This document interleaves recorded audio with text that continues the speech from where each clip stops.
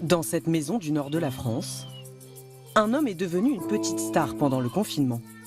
Et cela, grâce à une passion dévorante. Là, logiquement, ça devrait craquer. Julien Blancard, ouvrier dans une usine agroalimentaire, est presque en transe quand il fait son pain maison. J'espère que ça va cracher. Avec une obsession, qu'il soit parfait. Quand je sors un pain que j'ai senti du début à la fin, très bien, mais il n'y a pas l'aspect que je veux ou la mie que je veux, ça va me miner le moral. Cette fois-ci, est-il réussi? Margot, Louise, venez manger un morceau de pain. Allez, on va J'ai couper. très envie de le goûter. Ces deux petites filles sont ses principales juges. Encore un peu chaud. C'est bon? J'ai dit c'est bon. J'ai toujours dit que c'était les premières goûteuses, hein, donc quand elle m'envoie comme ça, papa il est super bon, bah, ça c'est une fierté quand même, quoi. C'est bien. Mais ce n'est pas seulement aux yeux de ses enfants que Julien est devenu un maestro du pain maison. Chacune de ses réalisations est postée sur les réseaux sociaux. Pendant le confinement, il a attiré l'attention de milliers de personnes sur un groupe Facebook qu'il a créé il y a 3 ans. Donc voilà, c'était au mois de mars, début de confinement. Et puis petit à petit, on voit que c'est vraiment quelque chose qui a fait que monter, quoi. 11 000 membres. En 2 mois, le nombre de personnes sur le groupe a presque triplé. Il y échange des conseils, des techniques, des recettes, qu'il a appris tout seul avec des livres ou sur Internet. Julien est devenu, avec son groupe, une référence du pain maison. C'était pour moi inespéré. Enfin, je ne pensais pas réunir une communauté aussi grande. Les gens se sont recentrés sur les choses qu'ils n'ont pas le temps de faire habituellement. Ils ont pris le temps de faire les choses, de faire eux-mêmes. Et en étant bloqués, forcément, hein, il fallait des matières premières. Mais comme on sait que le pain, c'est pas grand-chose, ils se sont sûrement dit, il faut du temps. Donc comme j'ai du temps, je vais essayer. Essayer, même en famille. Chaque jour ici, la maison est rythmée par la fabrication d'un nouveau pain. Et c'est qui la championne de pain? La magie de la chose, c'est qu'avec de l'eau, du sel et de la farine, on arrive à créer quelque chose qui va prendre forme. Le pain maison, une passion partagée par de plus en plus de Français. C'était l'un des phénomènes de consommation du confinement. Sur les réseaux sociaux, ces images postées avec fierté se sont démultipliées. Une activité qui nous a permis de faire passer le temps en famille. C'est comme ça que je commence à avoir des... Mais aussi de reprendre le contrôle sur un aliment central dont les ingrédients peuvent laisser à désirer quand on l'achète en boulangerie ou au supermarché. Sur les moteurs de recherche, les mots pain maison sont apparus 400 fois plus que d'habitude à partir du 17 mars. Un engouement qui a suscité des achats massifs de farine, mais aussi pour les moins courageux, de machines à pain. Les ventes ont augmenté de 300% dès la mi-mars. On a eu 4 fois plus de commandes que l'année dernière à la même période. Sur les machines à pain, c'est du jamais vu. Machine ou 100% fait main, comment faut-il s'y prendre? Goût, qualité nutritive, prix, quels sont les avantages du pain maison? Demain, serons-nous tous boulangers à domicile? Une chose est sûre, c'est à la portée de tous. À Arras, Marie-Laure Fréchet en est convaincue. Au milieu de sa cuisine trône même cette encyclopédie du pain maison. Alors, tous ces pains ont été faits dans des fours ménagers. Voilà, des fours vraiment comme chacun peut avoir dans sa cuisine. Réaliser son trucage. Les baguettes. Celui-là, c'est une tuerie, le pain au cacao. Je vous le recommande. Ce beau livre, vendu à près de 1000 exemplaires, c'est elle qui l'a écrit. Marie-Laure Fréchet est journaliste culinaire, elle aussi très suivie sur les réseaux sociaux. Passionnée de terroir, elle a eu le coup de foudre pour cet aliment ancestral. Elle va nous démontrer que nous pouvons tous jouer les boulangers. Les ingrédients de base sont très simples et bon marché pour une recette d'un pain de 1 kg. Il faut 350 ml d'eau, 9 g de sel, 10 g de levure boulangère ou 150 g de levain. Là, on va mettre 500 g de farine. Pour la farine, Il ne faut pas choisir celle que l'on prend habituellement pour la pâtisserie. Il faut la choisir avec un grain plus gros, défini par ce chiffre. On peut commencer avec une T65, c'est le pain le plus ordinaire, le pain blanc. Mais nutritionnellement parlant, c'est plus intéressant d'avoir un pain plus complet. Voilà, donc T80, T110, c'est bien. Pas besoin d'être très doué en cuisine. Il faut d'abord mélanger les ingrédients avant de pétrir la pâte. C'est ce qui prend le plus de temps, une vingtaine de minutes. Mais selon elle, une partie du plaisir est là. C'est mon yoga. Je trouve que ça redonne un sens au temps. Quand on a tous des vies très actives, on court toute la journée. Prendre le temps de faire du pain, c'est prendre du temps aussi finalement pour soi. Puis bon, c'est assez sensuel quand même de toucher la pâte. C'est agréable, c'est relaxant. Reprendre le contrôle de son temps, mais aussi de son alimentation. Marie-Laure Fréchet n'a pas été étonnée par l'engouement pour le pain maison pendant le confinement. C'est l'aliment de base. Donc on se recentre forcément sur des choses essentielles en période de crise. Et puis après, voilà, le pain qui cuit, l'odeur du pain chaud, c'est une odeur qui est hyper réconfortante, hyper rassurante. Passé le pétrissage, il faut ensuite s'armer de patience. Car la pâte à pain doit lever, d'abord à température ambiante, puis au frigo pendant une dizaine d'heures. Vient ensuite l'étape clé de la cuisson. Un four de cuisine n'est pas un four de boulanger qui monte très haut en température. L'astuce de Marie-Laure pour les débutants, c'est de mettre le pain dans une cocotte qui va garder la chaleur et l'humidité. On referme et on enfourne 20 minutes. Donc c'est un peu frustrant parce qu'on ne le voit pas monter, mais normalement, si tout va bien, ça va bien se passer.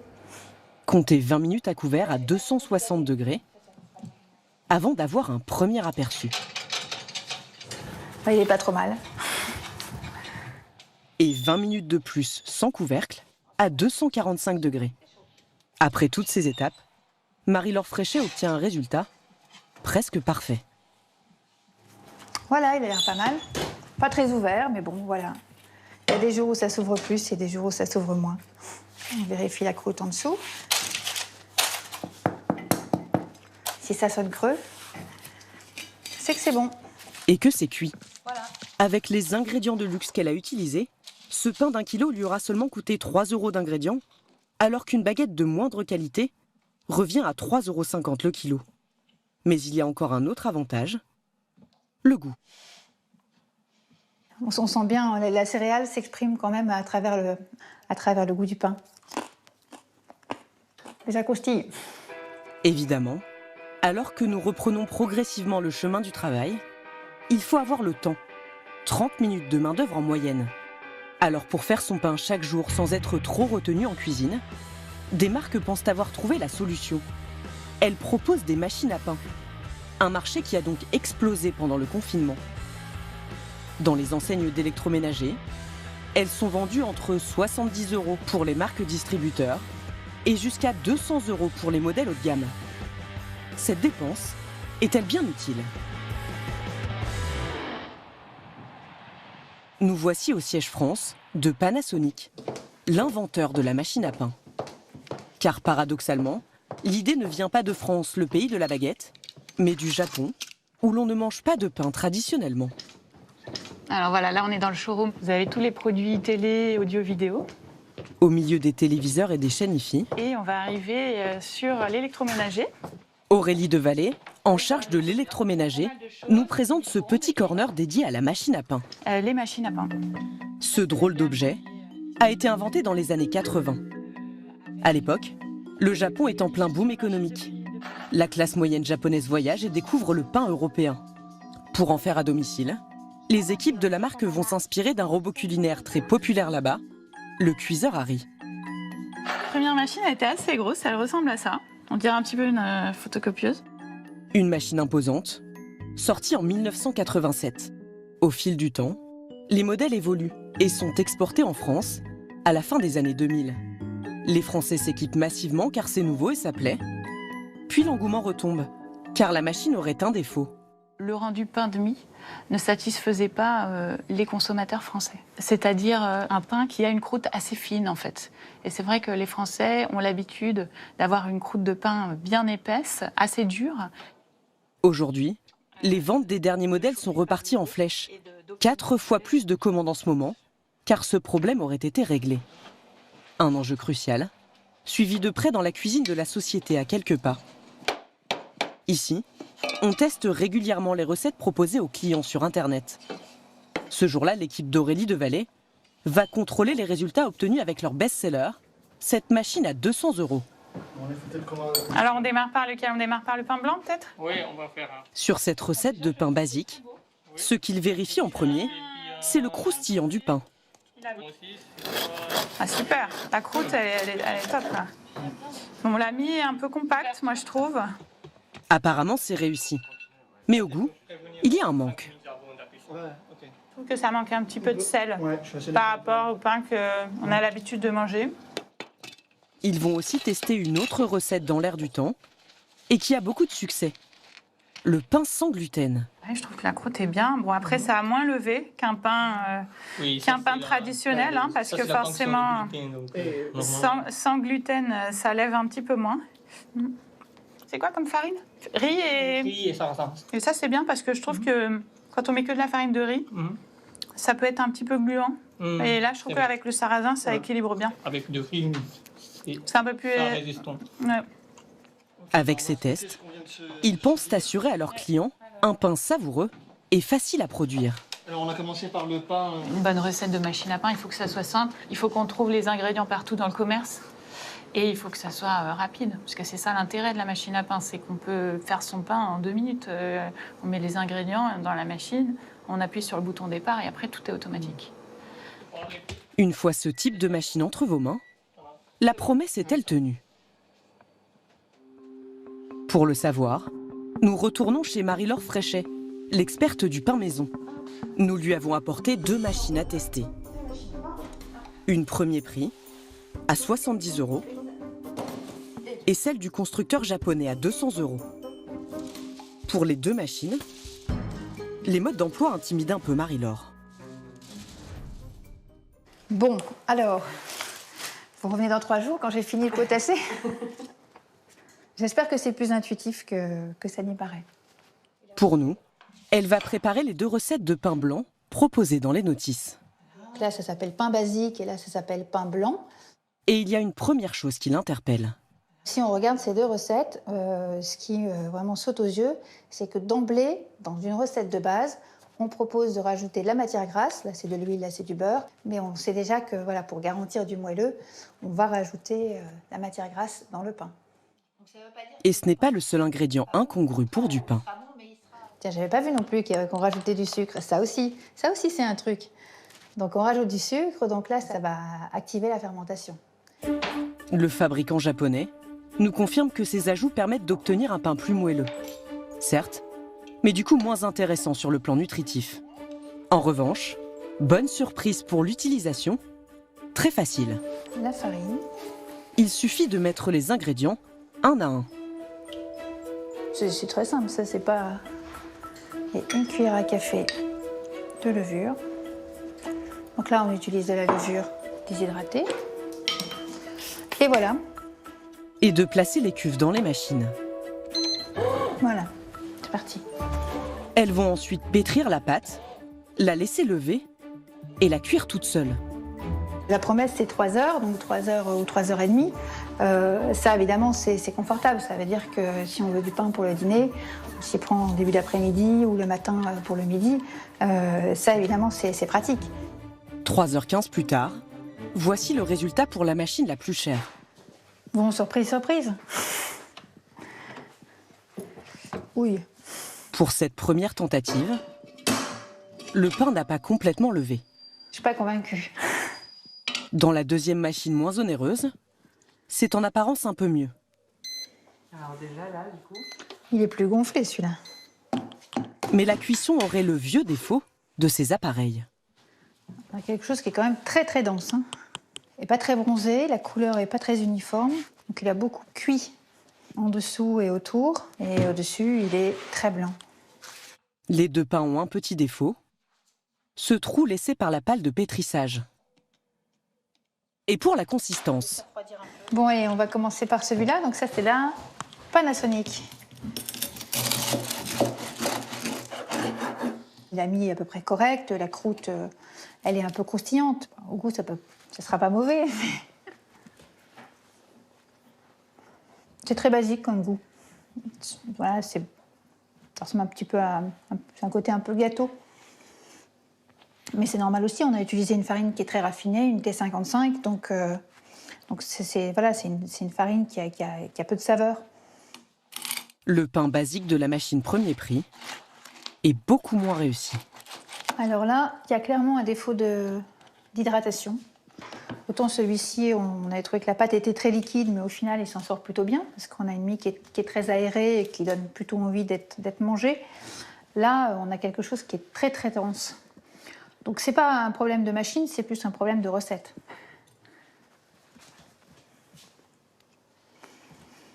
Non, c'est pas bon. C'est pas très bon du tout. La machine haut de gamme s'en sort donc mieux. Au final, ces robots sont intéressants si vous avez l'intention de faire du pain tous les jours. Et si vous voulez utiliser toutes leurs possibilités, il faudra prendre le temps de potasser. Si on est un peu geek et voilà, qu'on a le temps de se pencher sur les différents modes, peut-être, parce que je vois qu'elle fait, semble-t-il, beaucoup de choses. Donc ça veut dire vraiment se plonger dans le manuel, étudier tous les modes et toutes les recettes, peut-être. Mais avant d'investir, notre experte préconise de commencer simplement, à la main, et de soigner les ingrédients qui font toute la différence. Dans l'Aude, en plein cœur du pays cathare, le moulin du village de Cucugnan abrite une boulangerie qui expédie farines et levains dans des familles aux quatre coins de la France. Est-ce que tu peux juste une seconde? On écoute le pain. Un endroit où l'on écoute le chant sacré du pain à sa sortie du four. Un lieu créé par un personnage haut en couleur. Bonjour, bonjour, bonjour. Est-ce que ça va? Roland Feuillasse, un prophète du pain qui lui voue un véritable culte. Voilà, là, pour moi, je tiens une parcelle de bonheur dans mes mains. Parce que j'ai du mal à en parler même. Parce que je sais tout ce qu'il y a dedans, quoi. Il fait partie du mouvement des paysans boulangers, qui défendent un pain 100% naturel. Cet ancien chef d'entreprise informatique a tout plaqué il y a plus de 15 ans pour s'installer ici, dans ce village perché, et y faire son pain. Un pain qui retourne aux sources, et ça commence dans les champs. Dans cette parcelle test, il fait vivre des variétés de blés anciens, parfois oubliées. Et donc là, il y a une variété particulière qui s'appelle Montlis. Et alors, elle a ça d'intéressant, qui est qu'elle est en fleurs en ce moment. Donc on voit le système de floraison. Et ça, c'est un seigle. Il n'a pas fini sa croissance, mais regardez déjà la hauteur qu'il fait, quoi. Hein? Oui, il va monter à 2,20 m, il va monter là, quoi. Hein, peut-être même un peu plus. Ah, ça change des champs où avec tous les petits blés collés les uns sur les autres, là, de 20-30 cm de haut, tous strictement identiques, etc. Ces blés poussent sans pesticides ni engrais chimiques. Et ils seraient plus intéressants au niveau nutritif que les variétés hybrides cultivées massivement ailleurs. On a des semences, des blés qui ont un pouvoir d'expression plus fort. Ces expressions plus fortes, on va les retrouver au niveau déjà gastronomique, des arômes. On va avoir plus de plaisir à manger un pain goûtu. Pour maîtriser tout le process, ces blés sont transformés en farine ici, au pied du moulin. Il utilise ces meules en granit. Et Roland Feuillasse ne veut pas entendre parler de la levure chimique. Il est revenu au levain naturel. Donc là, on voit ce qu'on appelle le levain chef. C'est tout simplement de l'eau et de la farine qu'on laisse fermenter pendant plusieurs jours. Ce qu'on ne voit pas à l'œil et qui pourtant justifie qu'on ait une telle dévotion Un tel respect pour le levain, c'est ce qu'on appelle des micro-organismes. D'une part des bactéries et d'autre part des champignons, c'est-à-dire des micro-levures. Voilà. Les levains vont être mélangés avec du sel, de l'eau et de la farine. Seulement 3 ingrédients. Une fois la pâte reposée, cela donnera ces pains qui seront plus fermentés, plus goûtus et plus digestes. Dans la petite boutique de Cucugnan, ils sont vendus cher, en moyenne 8 € le kilo. Mais pour que sa bonne parole se diffuse dans tous les foyers de France, comme beaucoup d'autres paysans boulangers, Roland Feuillasse propose sur son site internet d'acheter ses farines pour faire du pain maison. Elles sont vendues un peu plus de 6 € le kilo. Des ventes qui ont explosé avec le confinement. Roland Feuillasse les accompagne gratuitement de son levain naturel. Ça part dans le 38, donc ça dans le 40, ça dans le 40 encore à Hossegor, et ça dans le Gard, à Pont-Saint-Esprit, voilà. Voilà, l'Isère, ça part un peu partout, quoi. Voilà. Ce jour-là, 80 colis vont partir aux 4 coins de la France. Une fierté pour ce boulanger. Je pense que le pain qui part, là, les farines qui partent, elles alimentent des passions. Des passions que les gens vont développer, en plus d'une manière extrêmement légitime, parce que personne ne fait le pain que pour soi. On fait le pain pour les gens qu'on aime, et on le partage. Et le pain, c'est pas une métaphore basique, le pain, c'est vraiment ça. Pour accompagner ses disciples, Roland Feuillasse produit aussi des vidéos pédagogiques. Et je vais passer à la deuxième étape qui est de mettre ma farine. Donc là, voilà l'engrain. Donc vous avez tous votre engrain. Vous voyez, il est tout à fait reconnaissable à sa couleur jaune. Des conseils pour continuer d'alimenter la passion du pain maison au-delà de la période un peu hors du temps du confinement.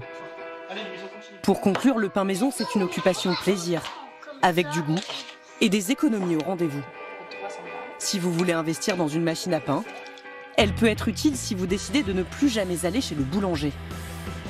Cette tendance à faire son pain soi-même pourrait perdurer. Aujourd'hui encore, les ventes de machines et de farine continuent d'être au-dessus de la moyenne.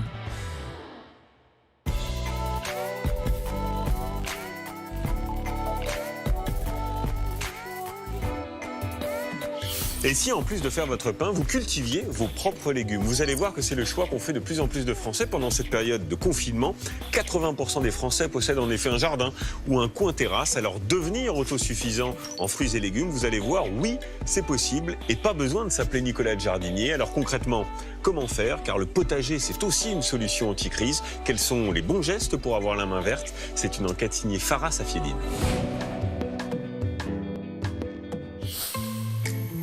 À quelques kilomètres de Douai, dans cette petite maison de Bouvigny, un homme a radicalement changé ses habitudes. C'est en train de monter en fleurs là d'ailleurs. Je vais pouvoir récupérer les graines dans pas longtemps. Quand Jean-Christophe Barre, 33 ans, prépare à manger aidé de sa mère, c'est lui qui s'occupe des légumes. Voilà. Je vais aller les chercher alors. Chou-fleur. Des haricots aussi? Les haricots verts, ouais, comme ça je pourrais éclairer les haricots verts. Ok, bon, bah, je m'occupe de ça alors. Pour faire ses courses, il n'a que quelques mètres à faire, jusqu'à son potager. Alors, tiens, regarde, il y a un concombre là. Je prends les plus gros haricots, histoire qu'on ait de quoi manger pour ce midi. Ensuite, je vérifie qu'ils sont pas attaqués par des parasites. Bon, là, c'est pas le cas. Il y a un peu de pucerons, mais c'est pas vilain. On va les nettoyer. Voilà, donc là, il y aura plus qu'à équeuter. Et on pourra les faire cuire et les manger. Tomates allongées San Marzano, salade Red Bull ou plantes aromatiques. Jean-Christophe a créé son potager il y a 5 ans, parce qu'il en avait marre de manger des légumes sans goût, qui en plus venaient souvent de l'autre bout du monde. Le côté frais, je pense, c'est ce qui fait la différence. Surtout. Puis après, le fait de l'avoir fait pousser soi-même. Donc, c'est mes légumes, sont forcément meilleurs que celui d'à côté, quoi. Ça, c'est sûr. Mais ce n'est pas le seul avantage. Ces légumes plus frais et plus goûteux sont aussi moins chers que s'ils les achetaient dans le commerce. Par exemple, ce chou-fleur. Un plant comme ça doit coûter... en terreau et graines, sachant que je récupère les graines, allez, on va dire 15 centimes. L'arrosage, bon, après, c'est l'eau de pluie. Le concombre, ouais, au final, on a moins d'1 euro, quoi. Et t'as un repas pour ouais, 4-5 personnes, quoi. Un prix imbattable. Jean-Christophe réalise plus de 50 € d'économie par mois par rapport à l'époque où il n'avait pas de potager. Du coup, il en fait profiter tout le monde. Salut mamie! Bonjour! Salut tout le monde, ça va? Pour se déjeuner en famille. Il fait ses petits radis, il fait ses petites plantations, il est content comme tout. Il a prévu aujourd'hui des salades de chou-fleur ou de concombre, une tarte aux épinards et des haricots. Bon appétit! Pour les invités de Jean-Christophe, ces légumes n'ont rien à voir avec ceux achetés en grande surface. Les légumes du jardin, ils sont en général plus croquants aussi, ils sont plus fermes. Ça croque. Et ouais, c'est pas le même plaisir, hein, vraiment. Et au niveau du goût, du coup Et au niveau du goût, il reste beaucoup plus longtemps en bouche. Ça revient par le nez, donc le plaisir, il n'est pas le même. Vraiment. Raccourcir le chemin du champ à l'assiette pour échapper à des produits qui viennent de l'autre bout du monde et qui ne sont pas toujours de bonne qualité. Comme Jean-Christophe, de plus en plus de Français se lancent dans la culture d'un potager. C'était déjà une passion nationale. Près de 40% des Français cultivent leurs propres fruits et légumes dans leur jardin, auxquels ils consacrent en moyenne une demi-journée par semaine. Avec la crise sanitaire, cette idylle s'est encore intensifiée. Peur de la pénurie alimentaire, nécessité de s'occuper pendant le confinement ou désir de mieux contrôler ce que l'on mange, le potager a été plébiscité. Sur Internet, le nombre de vues de vidéos de jardinage a bondi de 150% en 2 mois. Alors ce retour à la terre est-il à la portée de tous? Permet-il réellement de faire des économies? Et existe-t-il des solutions pour ceux qui n'ont pas d'espace extérieur chez eux? Jardiner, Jean-Christophe a toujours aimé ça, à tel point qu'il en a fait son métier. Il est professeur d'horticulture dans un lycée agricole et aussi maître potager 2.0. Salut les amis, bienvenue pour cette nouvelle vidéo. Aujourd'hui, on va parler des plantes compagnes pour les plantes tomates. Alors je vous laisse découvrir ça tout de suite, c'est parti. Sur les réseaux sociaux, celui qui se fait appeler The Prof d'Ortie publie des dizaines de vidéos pédagogiques pour venir en aide aux débutants du potager. Ici, j'installe un tuteur spirale pour le maintien au départ. Et ensuite, on va avoir besoin d'une ficelle. Elle cumule des millions de vues. Et depuis le confinement, leur audience ne cesse de croître. Sur les 50 000 personnes qui se sont abonnées à sa page YouTube, 10 000 l'ont fait ces 3 derniers mois. Il y a eu un pic courant mars-avril où les gens étaient chez eux et puis je pense qu'ils devaient s'ennuyer ou ils devaient trouver une activité à faire. Et je pense qu'ils ont commencé à faire des semis de plantes, je ne sais pas lesquelles, hein, mais si, ça a eu un impact. Aujourd'hui, Jean-Christophe produit 250 kilos de légumes par an. Il n'a plus jamais besoin d'en acheter. Mais est-ce si facile de cultiver son propre potager? Selon le prof, tout le monde peut s'y mettre, avec un peu de bon sens et quelques astuces à connaître. Au plus simple, pour moi, pour commencer, ça serait de partir sur des bacs comme ça, donc une dizaine de mètres carrés environ. Alors la largeur, on va prendre ça en compte parce qu'il faut travailler sur le mieux, donc je dirais maxi 1,20 m de large sur X mètres de long. Ensuite, diversifier les végétaux, un peu comme ici. Et là ici, au plus simple, tu vois, c'est de mettre une bâche de paillage. Donc les mauvaises herbes, les adventices pourront pas se déployer, mis à part le légume qu'on a planté. Et comme ça, on concentre toute l'humidité à la fois sur notre légume et il n'y a pas de concurrence directe avec les végétaux. Autre conseil, ne pas planter les pousses trop jeunes car elles ne sont pas assez résistantes. Il faut aussi laisser de l'espace entre chaque plante pour qu'elles puissent se déployer. On va pouvoir planter. Hop, je borne. Et surtout faire très attention à l'arrosage. Pour faire des économies, équipez-vous comme Jean-Christophe d'une cuve de récupération d'eau de pluie. Et même si cela peut paraître évident, souvenez-vous de ne jamais arroser en journée, toujours le matin ou le soir. L'arrosage, ouais, c'est la clé de la réussite. Ouais. Et puis dès qu'on a une plante qui flétrit un peu, on vient l'arroser. Et si on voit une plante qui jaunit, on arrête d'arroser, quoi. Entre l'achat de graines et le matériel, Jean-Christophe dépense une centaine d'euros par an seulement pour entretenir son potager. Son plus gros investissement, c'est le temps. 1 heure par jour en moyenne. Un effort quotidien, nécessaire pour avoir des légumes bons et sains. On va aller prendre la salade qui est là-bas. Car ici, tout est bio. Jean-Christophe n'utilise aucun produit chimique pour se débarrasser des insectes ou enrichir la terre. Bien au contraire. Le seul engrais que je mets, entre guillemets, c'est toutes les mauvaises herbes qui sont là et que je repose au sol et qui vont apporter en se dégradant les minéraux, c'est tout. Le prof de lycée est un adepte de la permaculture, une technique qui fait cohabiter insectes et végétaux pour permettre le bon développement des légumes. Pour la biodiversité, tu vois, ici on voit, il y a un ortie qui pousse en plein milieu de nulle part. Moi, ça me gêne pas, ça va attirer des pucerons, ça va attirer des coccinelles, des larves de coccinelles. Et puis après, les larves de coccinelles, ils auront détruit les pucerons là, ils vont venir sur ma salade, ils vont venir sur mes tournesols, enfin à droite à gauche, et l'équilibre se ferait comme ça en fait. Des produits bio, de saison qui poussent en harmonie avec leur environnement, à quelques mètres de chez soi. On est très loin des fruits et légumes que l'on trouve dans le commerce. La seule chose qui provient ici d'un magasin, c'est ce qu'il garde précieusement dans cette boîte et qu'il doit renouveler chaque année. C'est la boîte magique. L'élément à la base de tout, les graines, tomates, poivrons, aubergines, elles sont commercialisées dans ces petits paquets vendus entre 2 et 3,50 €. Elles sont produites par Bayer-Monsanto, Dupont, Limagrain, quelques multinationales qui règnent sur un marché de 100 millions d'euros pour les seuls potagers. Ce sont des graines hybrides, obtenues artificiellement en croisant 2 variétés différentes. Principal avantage, elles permettraient d'avoir des légumes plus robustes. Mais elles auraient aussi un gros inconvénient. Elles se reproduiraient très peu. Du coup, les jardiniers seraient obligés d'en racheter tous les ans.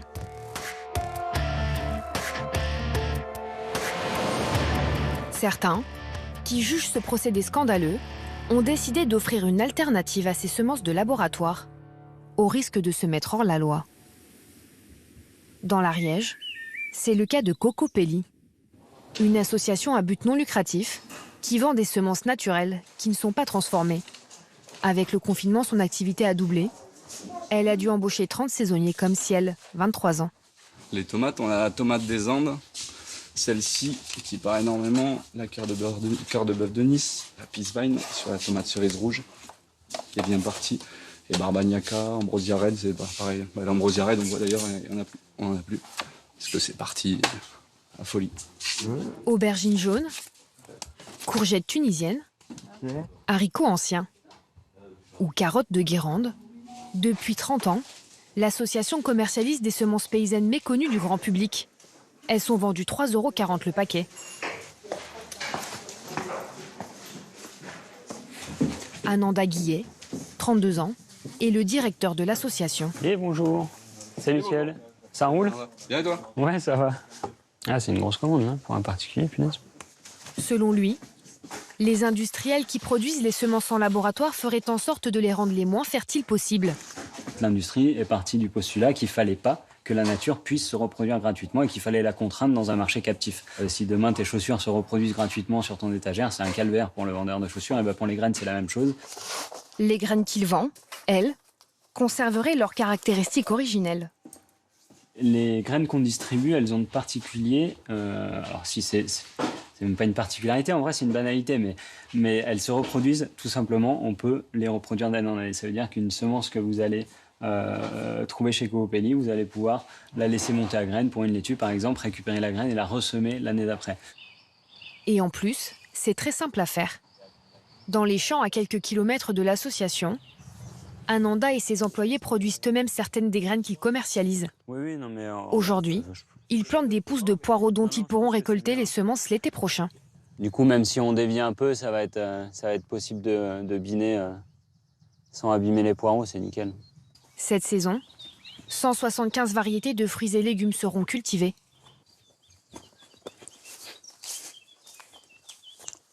Ça, c'est des carottes, une forêt de carottes en fleurs. Voilà, ça, c'est la fleur de carotte. On n'a pas l'habitude de les voir comme ça, les carottes.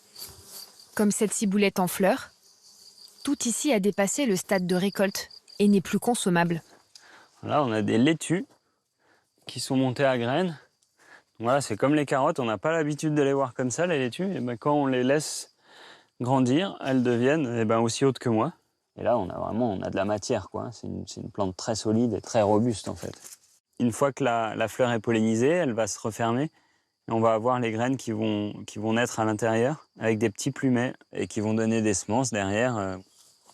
Des laitues qui sont très productives, ça va jusqu'à 15 000 graines à partir d'une seule graine. Voilà. Du coup, oui, le pouvoir multiplicatif de la laitue est complètement incroyable. La récolte se fait au bout de 6 mois. Les plants sont coupés et déposés sur ces grandes bâches. Avec le soleil, les fleurs de la laitue vont sécher et laisser tomber leurs graines. Avec une seule salade, un jardinier amateur peut tenir plusieurs années de récolte. Pourtant, chose incroyable, en commercialisant ces semences, l'association est hors la loi. Car pour vendre des graines, il faut qu'elles soient inscrites dans ce catalogue officiel, chapeauté par le ministère de l'Agriculture.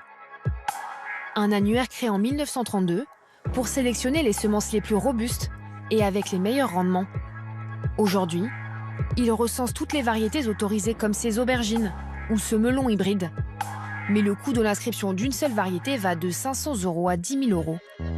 Du coup, l'immense majorité des semences qui y sont répertoriées sont celles créées par l'industrie agroalimentaire.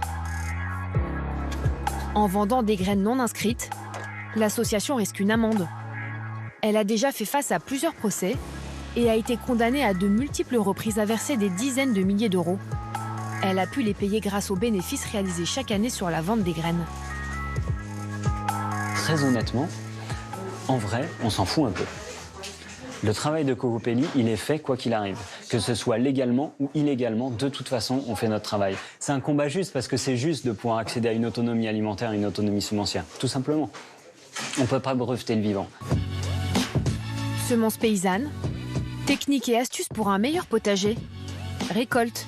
Vous voilà donc armé pour commencer à cultiver vous-même vos fruits et légumes. Reste encore un problème. Comment faire quand on fait partie des 20% de Français qui n'ont ni jardin ni balcon? Eh bien, vous allez voir que là aussi, plusieurs solutions existent.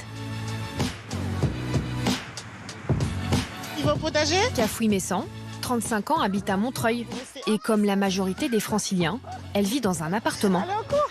Elle a pourtant trouvé une solution pour manger toute l'année des légumes du jardin. On va aller au potager, Joe? Allez, c'est parti. Depuis un an, une fois par semaine, cette consultante en publicité se rend au centre commercial de Rosny-sous-Bois. Adam, venez, on va cueillir les salades. Elle ne fait pas ses courses à l'intérieur. Coucou. Elle préfère le toit du bâtiment et son potager urbain. Ils vont directement aux fraises, c'est ça qui les intéresse. Donc bon, on va commencer par les fraises. Alors, hop. Doucement, voilà. Et tu enlèves le verre, tu remets dans le sachet, pas par terre, dans le sachet. Super, et tu peux la manger. C'est leur bonbon. Les fraises, les tomates cerises, c'est devenu leur fruit préféré. C'est un lieu insolite qui accueille 300 petits potagers avec des parcelles verticales posées sur du béton. Géré par une société privée, il en existe 5 à Paris et 3 à Bruxelles. Pour y avoir accès, il faut d'abord payer 100 € de frais d'inscription, puis un abonnement de 38 € par mois.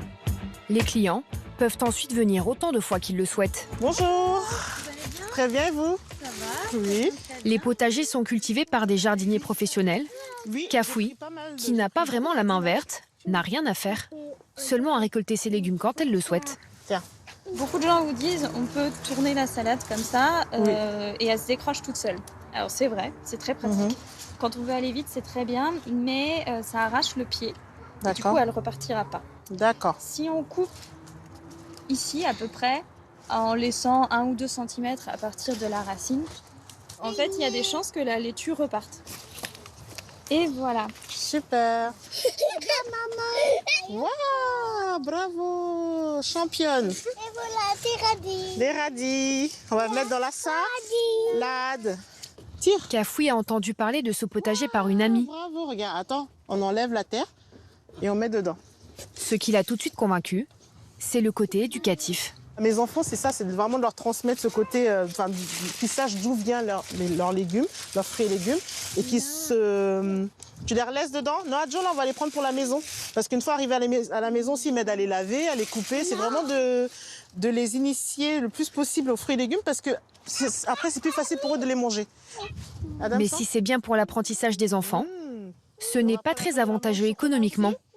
Au final, ces légumes lui reviennent plus chers que s'il les achetait au supermarché. C'est très bien, Joe. Les bons fruits et légumes, une initiation au goût pour les enfants, de savoir d'où le produit vient, d'où les légumes viennent, et de moi-même d'apprendre de nouveautés à chaque fois. Pour moi, ça n'a pas de prix. Et il y a de l'ail aussi, s'il te plaît. Autre écueil, avec 35 kilos récoltés, ce potager ne comble que 20% des besoins annuels de cafouis en fruits et légumes. Ouais, tiens. Tu viens revoir au potager? Mais certains pensent avoir trouvé la solution pour que les urbains se rapprochent de l'autonomie alimentaire. En Alsace, Michael Gordecki a peut-être trouvé le potager du futur. Allez, viens, papa, il te porte. Oh, saut! Il y a 5 ans, Alors... cet ingénieur et père de famille de 34 ans a conçu cette tour révolutionnaire de 2 mètres de haut. Tu prends les petites feuilles? En fait, un potager vertical qui se branche sur secteur et peut tenir dans un salon. Sur 1 mètre carré, dans un appartement bien exposé ou équipé d'un kit LED, il y a la possibilité déjà d'avoir une belle petite production pour soi, en tout ce qui est fruits et légumes qui ne prennent pas beaucoup de place. En tout cas, là, c'est bien adapté pour le public urbain. Mais alors, comment marche ce potager unique au monde? Une fois les plants intégrés dans l'un des 36 compartiments, la tour s'occupe de tout. Elle est autonome. Elle va arroser et nourrir elle-même les légumes. Cette tour fonctionne avec de la bioponie, c'est-à-dire un engrais organique composé de purin, d'ortie et de vinasse de betterave et des oligo-éléments. Et vous avez ici une trappe dans laquelle on va ajouter ces engrais toutes les 2-3 semaines. À l'intérieur de ce réservoir, une pompe va remonter l'eau au sommet de cette tour et l'eau va simplement ruisseler. Et quand les légumes sont mûrs, voilà à quoi cela ressemble. Aubergines, poivrons, tomates ou même melons. La tour produit jusqu'à 40 kg de fruits et légumes par an, plus de la moitié de la consommation moyenne d'un Français. Cette innovation, Michael y a investi toutes ses économies il y a 5 ans. Consultant informatique pour des grands groupes, il a plaqué une belle situation et un salaire de 5 000 € par mois pour se lancer avec 2 collègues dans un projet qu'il jugeait plus utile et meilleur pour l'environnement. Et vous gagnez mieux votre vie maintenant? Non, pas du tout. On l'a gagné un peu moins bien, ça c'est sûr. On est loin encore des standards du marché par rapport à notre expérience, mais c'est pas vraiment ça qui est important. Voilà, on est aujourd'hui cofondateur d'une entreprise à porter impact. C'est bien plus important que ce qu'on faisait à l'époque, et peu importe le salaire. Aujourd'hui, l'entreprise de Michael emploie 15 salariés. Ça va? Ça pousse? Ouais, ça pousse bien. Tu t'occupes des gourmands des tomates? Ouais. Très bien. Mathilde, la spécialiste en botanique, est là pour améliorer les rendements de la tour. Aujourd'hui, elle tente de résoudre un problème soulevé par plusieurs clients, la présence de pucerons sur les légumes. On a la capucine. La capucine qui est aussi, par sa forte odeur, va attirer les pucerons et les concentrer sur elle au lieu d'être... De venir sur les espèces comestibles. Ouais, ok. Ce potager inventé pour les citadins coûte 510 €. Michael en vendait un par jour. Le chiffre a doublé depuis le début du confinement. Ça va? Ça va, nickel. On est en train de vérifier les commandes en partant, c'est ça? C'est ça. On en a une qui part donc en Belgique. Ah. Et une autre qui part dans le 58 aujourd'hui. Et demain, on en a une qui part simplement à 10 km d'ici, en Alsace. Très bien. La tour potager est livrée dans ce carton, à peine plus grand que celui d'un four micro-ondes. Michael vend aussi des graines, spécialement adaptées à ce type de culture. Vous avez la laitue Batavia, vous avez la Basil rubra, espèce d'épinard extrêmement dense. Ce sont des graines hybrides et biologiques, vendues 4,15 € le paquet, 1 € plus cher que celles que l'on trouve sur le marché. Grâce au succès des potagers depuis le début de la crise, Michael espère vendre 500 tours cette année. Alors au final, cultiver ses propres fruits et légumes, est-ce vraiment à la portée de tous? Oui, c'est possible même quand on n'a ni jardin ni main verte. Et même si cela nécessite d'investir un peu d'argent et beaucoup de temps, c'est aujourd'hui le meilleur moyen de manger plus sain, tout en faisant des économies.